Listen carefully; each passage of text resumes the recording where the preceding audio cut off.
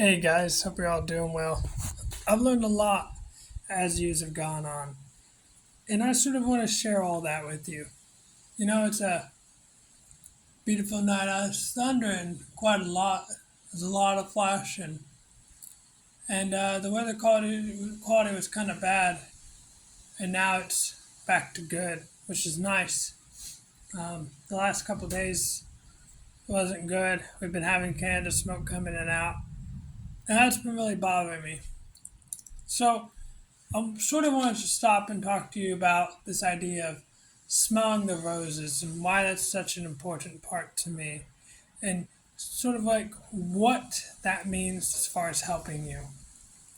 You see, sometimes we get so caught up in life that we don't stop to think about the fact that it's very short. My grandparents passed away, and when they went a lot sooner than I had hoped they would go. And that was something that hit me hard. And I learned about how my grandmother ended up getting diagnosed with congestive heart failure. And within the course of a year, really 6 months even, I saw her health deteriorate extremely quickly, extremely fast. And it was something where I did not feel like I had time to process it properly. And I can even remember back a day when I was working at Papa John's thinking about it. And still, then it didn't really hit me as real as it would when they finally passed away. And even now, there's a part of me that wishes that that was just not reality. And I know you have to accept things. And so I try to keep that in mind. You know, for everybody, life is different. For me, the thing I sort of learned was that the the real heaven for me is right here with my loved ones, my friends, my family members. And I'm going to keep reaching out to them and keep talking to them and keep interacting with them because they matter a lot to me. Because without them, I don't know what comes next. It's one of those things where you stop and think about it, and it's really easy to just let shit go by. It's really easy to sit there and feel sad or depressed or really just sorry for yourself. It's really easy to just kind of give up and be like, well, man, fuck it. Why even bother type of stuff.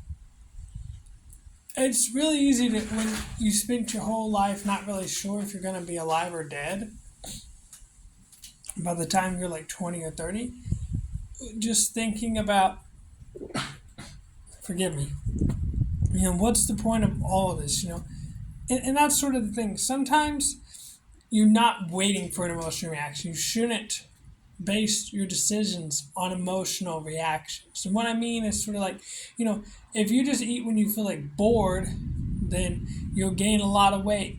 Or, some people will like, they'll have a breakup or some shit, right? And they'll sort of be like, or like they're about to have a breakup, right? And they'll be like, baby, please no. They get all desperate and they'll be like, please no, I'm so sorry.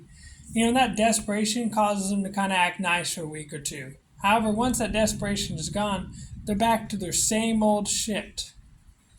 So, if you're just basing what you're doing off of when you're feeling motivated or when you're feeling emotional, you're not going to do it. Just like, there are plenty of days I don't feel like working out and I do it. One of the easiest ways for me to stay motivated is to practice meditation. I've said this before and I'll say it again. The Healthy Gamer channel has helped me a lot. Now, there are plenty of things I genuinely don't agree with on that channel, and at the same time, there are plenty of things I strongly feel to my core. Although, I'd also add, like, he even says, like, the Healthy Gamer channel says that he's not your savior. There's even a little short video on it, right? Where it's like, the ultimate savior is yourself. You're going to be the one who helps yourself at the end of the day. That's going to be, like, your life vest, right? Is you. And one of the easiest things, I've said it again and again and again, and it's worth mentioning, is go out and help other people. Go out and help other people. That's one of the easiest ways to genuinely make yourself better, is by helping other people. And it's also good for helping you stay on your life goals. Because when you're helping other people, you're not doing what you want to do, at least, in essence, right? Like, let's say you're like a heavily addicted video game player, right? You just love playing video games. One of the best things you can do is to go out and help other people, because it forces you to do something that you when you have something else you want to do, right? It's not that necessarily you don't want to help people. It's just that the center focus is the video game, right? Because I can still be motivated to work out, and then the thought of playing Diablo 4 pops in my head. It's just that Diablo 4 has taken first place, and now this is sort of pushed into the background, right? So meditation and like fixed point meditation is really helpful and that type of stuff, because it has you focus on a singular thing, right? And you can just, don't try to fight the thoughts. We try to fix these things so hard and try to fight these thoughts so hard that it makes it worse. Like, for example, like, I want you to not think about a white polar bear, okay? Don't think about a big white polar bear. Don't think about it. We're going to sit here for like 15 seconds, okay? Maybe let's do 30 seconds.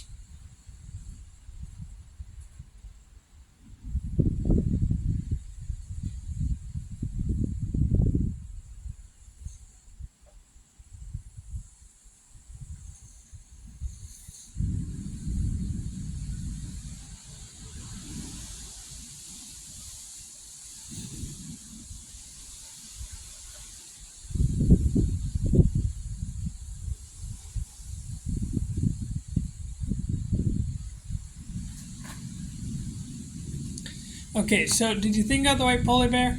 Maybe you didn't. And maybe instead of thinking about the white polar bear, you started thinking about something else so that you wouldn't think about the original thing. The truth is, you just swapped out one thing that you were thinking about for another thing. Or you were thinking about the white polar bear, Or maybe you weren't thinking about anything at all, which would be great. And at the same time, you're still using action to counteract another action, right? It's very hard not to think about stuff. It's very hard to just say, no, I'm not going to do that. What I highly encourage and recommend is for people to just sort of allow thoughts and sit with them and become an observer. You do not have to fix these thoughts, And oftentimes, living in your head is where a lot of suffering comes from, right? Like, I'll give you an example, right? So if you got social anxiety and you're sort of talking to a friend, and, you think out whether or not you should go to the party, sometimes you can overthink stuff, right? So people tell you to write out pros and cons. And the reason I love the slogan Nike just do it so much is because it kind of just has you focus on the task, right? Like, you're not entitled to anything, right? And that's where, like, the part that really kind of goes crazy with people, because once the breakup happens, like, let's say for a relationship, you sort of have certainty, and now you're sort of forced to at least, consider moving in the direction of acceptance, right?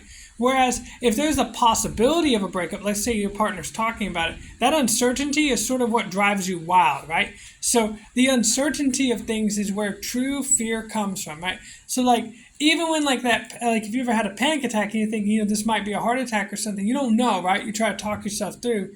And what's the first thing you try to get is certainty, right? Like, so you'll try to go to the doctor's office, you might go to the hospital, or, might get an EKG, you might ask for a cardiac angiogram, contrast, you might ask for a stress test. You're going to ask for all these things trying to get certainty. And the truth is that those are only short-term things, right? And even like asking your partner for reassurance, it's just like sort of like putting a Band-Aid. You're sort of treating the symptoms, not the underlying problem, which is that you need certainty. The thing is, I found like so fascinating about like a lot of Christian cultures or just religions in general is that this general sense of like, just have faith, just believe in it, right?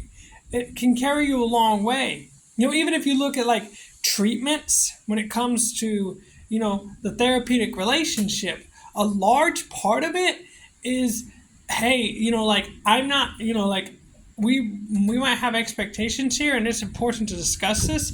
And at the same time, I need you to sort of trust in me that things are going to be okay, right? Especially that's going to carry you through it, because we often don't always rise to the occasion when things get tough. We fall to what we know. And if we have unhealthy coping mechanisms, stress eating, chain smoking, or violent outburst, then that will really fall hard on our ass, right? And that's something I think it's important to keep in mind. And the other thing is, like, I think it's great to be a skeptic. I think it's important to be a skeptic.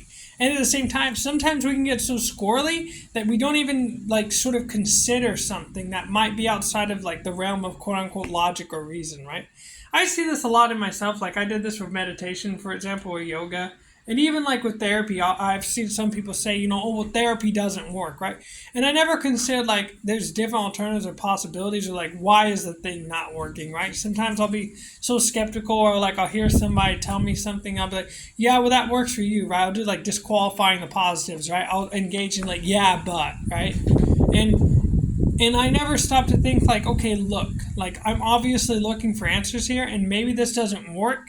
And like let's sort of play the tape through to the end. What does that look like at the end of me trying it? Like, and so, I think it's good to sometimes ask, like, why bother? And at the same time, you should ask the other side. You need to give both sides a fair chance. And that way, when you consider both sides, what you often find is you don't pick either extreme. You fall somewhere in the middle or along that spectrum, right? And that's why it's important. And you can even just sort of like ask a friend, it's important to get perspective on the situation. Like, one of the most important things if you're stuck is just sort of think like, what would you tell a friend? How would you help a friend? Again, like, I understand skepticism is important. And even sometimes, we look to like people who have degrees, right? Like, we tend to assume like that psychiatrists are always right, and the truth is that sometimes they're not. Sometimes even doctors are not, right? Sometimes it's important to critically analyze what people are saying. Like, again, Healthy Gamer is a psychiatrist, and at the same time, that doesn't mean I agree with everything he says. I've studied, I've been studying psychology for the better part of like since I was 16. I've been like heavily crazy into psychology, and I love the field. I study it. I research it every single day. I make sure to, just educate myself. And like this whole thing on Ayurveda, I completely disagree with. I've said it before, I'll say it again. There's an entire channel called Science is Dope, which just sort of helps walk through, all the reasons why Ayurveda isn't exactly scientifically validated in the ways that would make it, comparable to Western medicine. Because a lot of times they don't even, they just like, they use those buzzwords like Western medicine, right? When it's just medicine that they're kind of crapping on sometimes.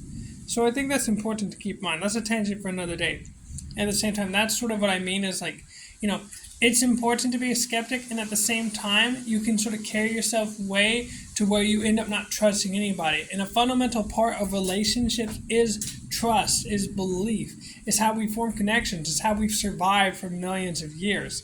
It's how we continue to do well. I love my grandma, and God rest her soul. And one thing she wasn't good at was she wasn't good at putting trust. She was always skeptical about, if I let somebody, do the dishes for me, are they going to do it the right way? If I let somebody vacuum, are they going to do it the right way? And so she sort of fell in this weird limbo where she was unhappy doing all this workload. And because she was so skeptical of, if other people were going to be able to do the same thing, she never bothered to try to let somebody, take off some of her plate, right? And that's the important part that you need to do is ask for help. You need to ask for help. It doesn't, that you ask for help from a therapist, you ask for help from friends, you reach out to family members. And that's absolutely scary. And if you're scared of that, you can just simply ask like, hey, like, I'm dealing with some difficult things. I sort of want to ask you like for some advice on it. I'm just sort of wondering like, how would you feel about that? And oftentimes, you'll find that your friends, more often than not, care about you. The only way you're going to know for sure, though, is to give your brain data, right? Your brain loves experiences, it loves data. I've said this before, and it's worth saying again. We use the phrase tastes like chicken because it's an experience that a lot of people understand, and that experience allows us to explain a concept very quickly of what other things, of comparisons and what to expect from a food, right? However, what does the meaning taste like chicken have to somebody who's been vegan the whole life or somebody who's never ate chicken? It doesn't have anything. So, we even have like on-the-job training, or we call it like, first-hand experience, right? Or lived experiences, Living through something gives you a whole nother understanding of it, right? Because there's like there's like people who teach, and then there's like practitioners, right? Somebody who reads something in a book versus actually getting in there and practicing it. It's a whole different realm, right? Like, for example, with mixed martial arts, the only way you can ever really truly prepare to get punched in the face is to get punched in the face, right? You don't really know what it feels like just by reading about it. Like, that's a whole different sensation, right? Like, the whole thing changes once you finally get in there and start sparring. Because I've seen people who will, like, spar, and they'll come into the gym, and they'll spend months preparing and sparring, and they'll sort of, like, hit the heavy bag. And one thing they never learn, like, everybody says heavy bags don't hit back for a reason, because that's a whole different experience, right? So once you actually get in there and step, or even, like, getting in there and being in front of a crowd, like, you'll read about it, and yet, you won't really know what that's like until you're in front of a crowd, and you just feel so overwhelmed. Like, it just, all eyes on you. You can just feel the pressure. Like, it's hard to explain what it's like. It's like, there's this pressure that's sort of like as if somebody was like sort of like hands on both shoulders, like, and just like throughout your whole body. You feel like as if all your blood was rushing to your feet, and you're just like bottom heavy. At least for me, it was like, wow, shit. Like, I don't feel anything in my head. Like, oh my God, like it's almost like stimulus overload in a way, right? And then on the other hand, like, sometimes it's like, it's nice to take it all in and just,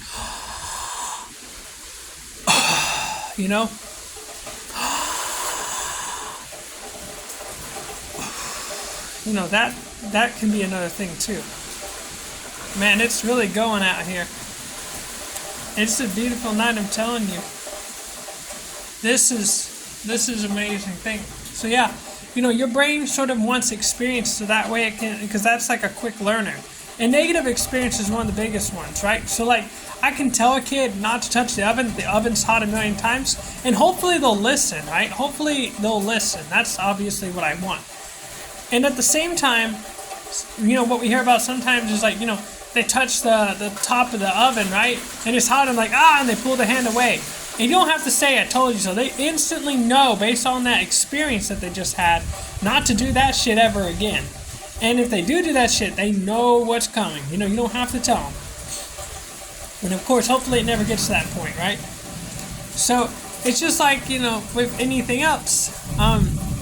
Those experiences, if you get burned, or let's say you get bit by a dog, the reason exposure therapy is so good is because we can sort of talk about it, and that's definitely helpful. And at the same time, we have to gradually reintroduce you into the situation to give your brain more data sets to work off. Because the only experience it's kind of going off of right now is that negative experience.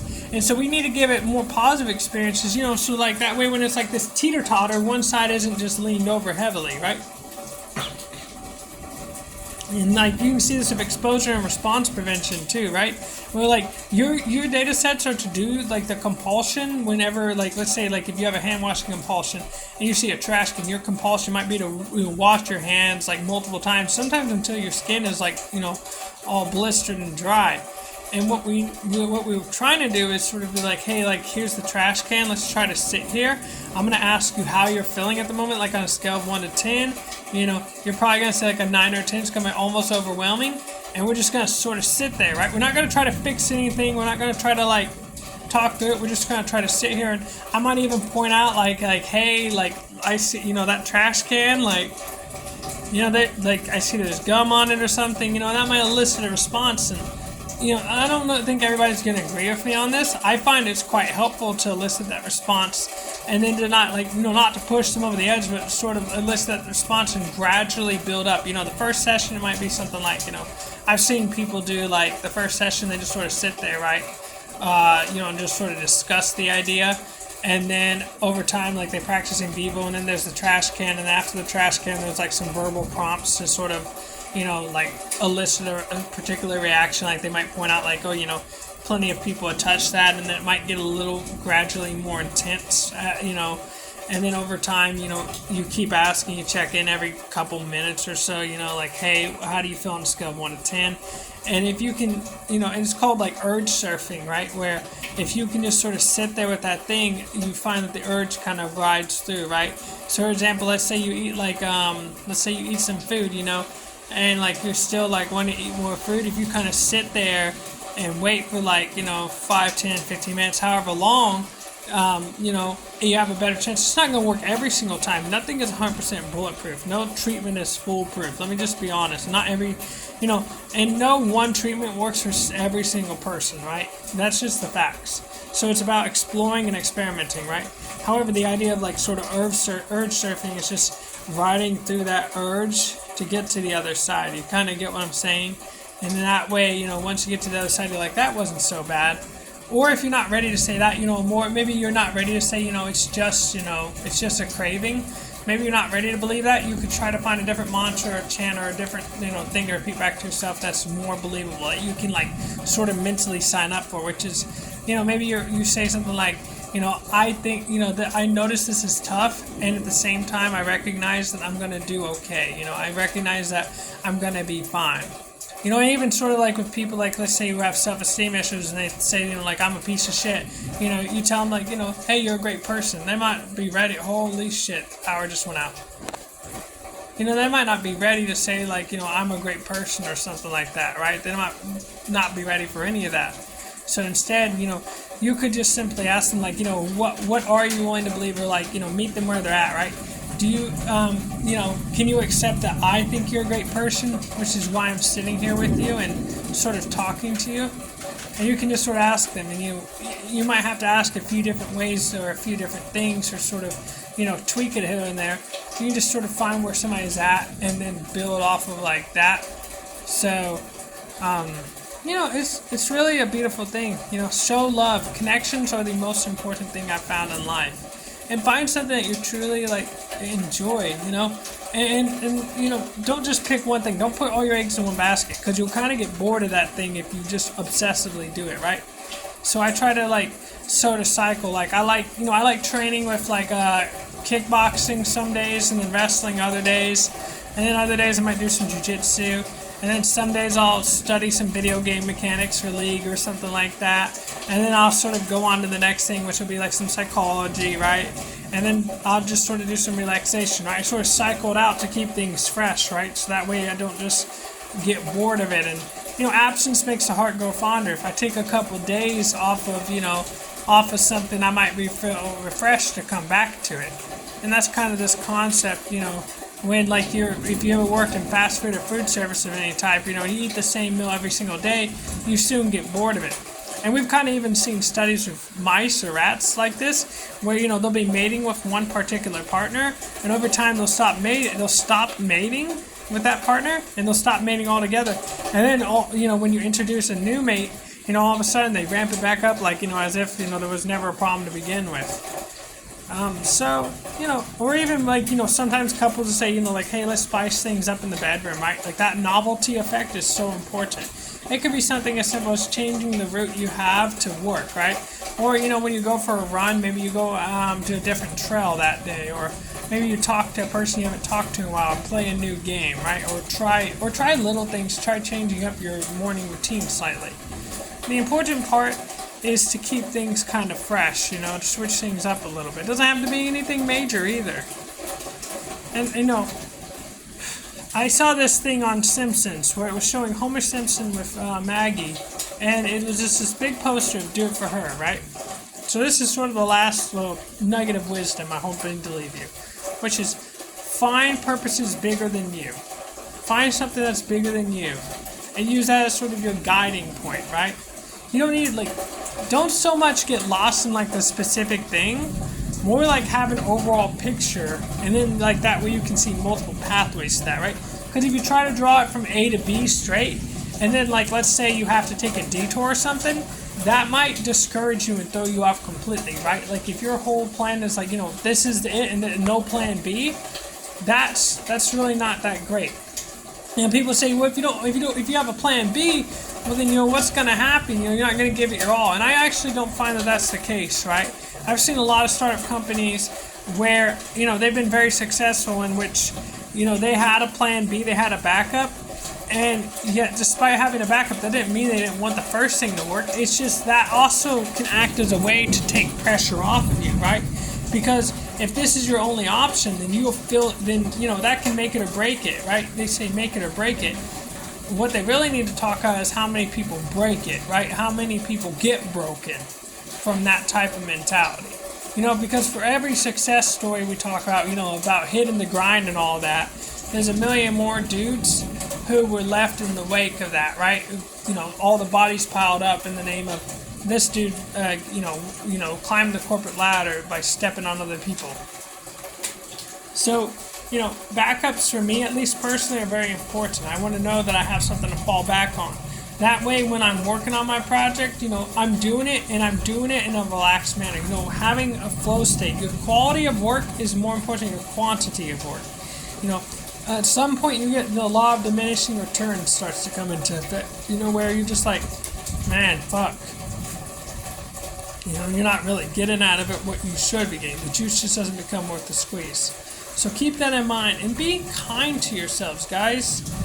Like, the world is kind of too demanding in some regards, objectively speaking, the world is asking more and more of you, right? And even when you look at social media or people like Andrew Tate and all that, they're telling you you're a brokey and you're a loser because you don't have a Lamborghini or because you're not doing this or that. Don't let other people tell you the way you should be living your life. Don't should all over yourself. These haves, these musts, these shoulds, all these statements are just opinions that these people are telling you. Everybody's got a different life philosophy, including me. I'm giving you a lot of my own life philosophy here. Everybody's got a different way that they tell you that they think is the secret recipe to living a happy and fulfilling life. The truth is, nobody is you. The only person that knows you the best is you. And that's why, when people say they found themselves in the mountains or they went on a spiritual journey or something like that, I think a lot of it plays to the fact that they weren't so distracted, Because things like social media or TikTok or YouTube, these new distractions are just that. They're new, historically speaking. We're not used to them.